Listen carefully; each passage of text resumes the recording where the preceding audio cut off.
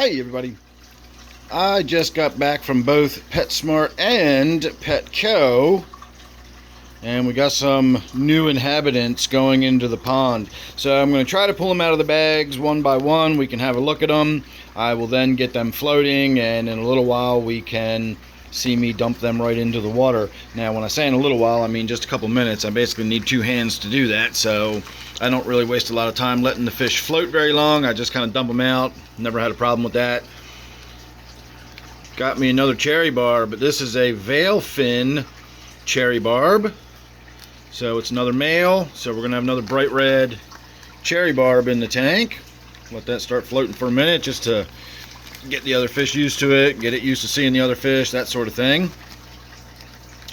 This is the one I'm most concerned about. I have finally, after all these years and years of wanting a Golden Wonder killifish, I went out and I bought a Golden Wonder killifish. Now, you may be wondering how I expect to keep this killifish in the tank, since there's very clearly no lid on this tank, but that is something we will address in time. I think I'm going to be okay, but I'm not sure. I'm just willing to take that chance and find out.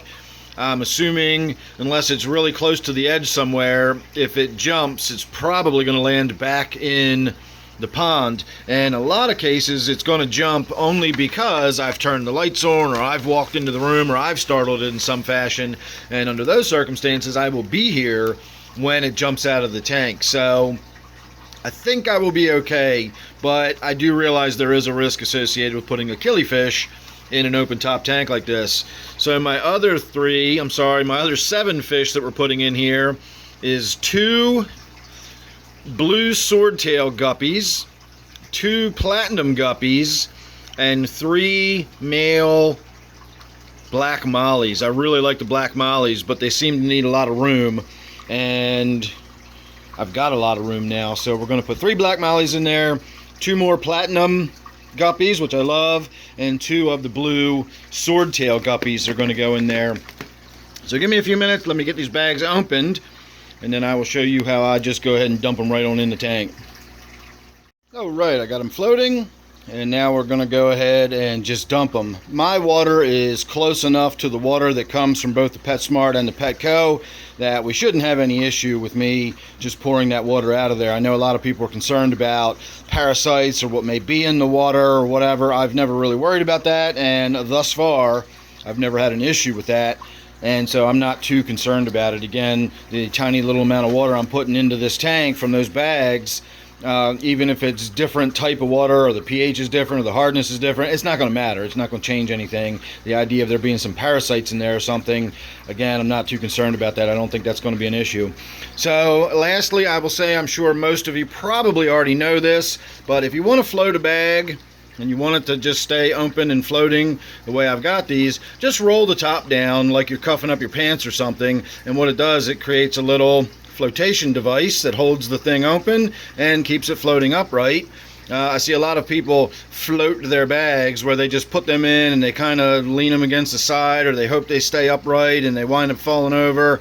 Just make a little folded down ring like that. Again, I'm sure most of you probably already do know this, but I have seen people not do that before, and so I thought I'd throw that out there as a simple reminder that this is a good way to float your fish. Anyway, what do we got here? We've got cherry barb going in. So I normally just sort of gently tip the bag out, or if it's not, I normally don't float the fish at all. And so what I do is I just sort of put the bag in, I turn it over, turn it upside down, I let the fish sort of swim out of the bag when they're ready. Alright, this is the mollies and the guppies.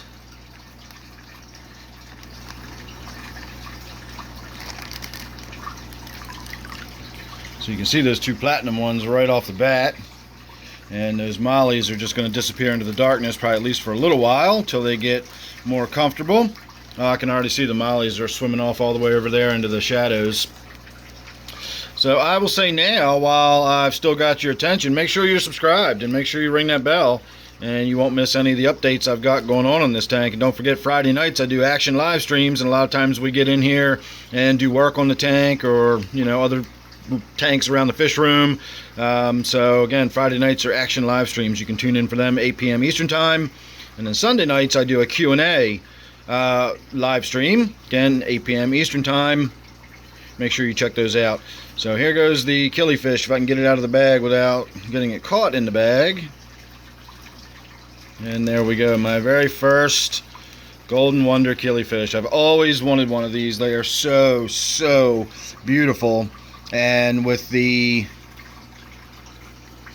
light that I've got shining down on here, both the color quality, the softer, more orange tone to it. It's a 3000K, so that's going to give you more sort of vibrant yellows and reds, and it's super powerful bright, so it's going to be high quality, it's going to be very bright, and it's going to be shining down on that Golden Wonder killifish, which is going to look absolutely amazing.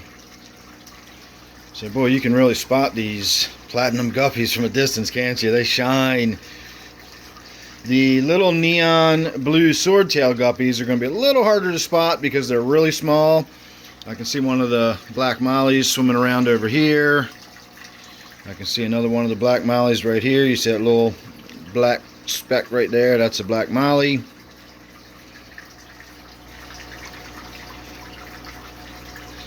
So all in all, it's looking good. So there you go, everybody. New additions to the pond. So thanks for watching. Make sure you subscribe. Do all that stuff I said earlier. Don't forget I do my live streams every Friday night and Sunday night, 8 p.m. Eastern time.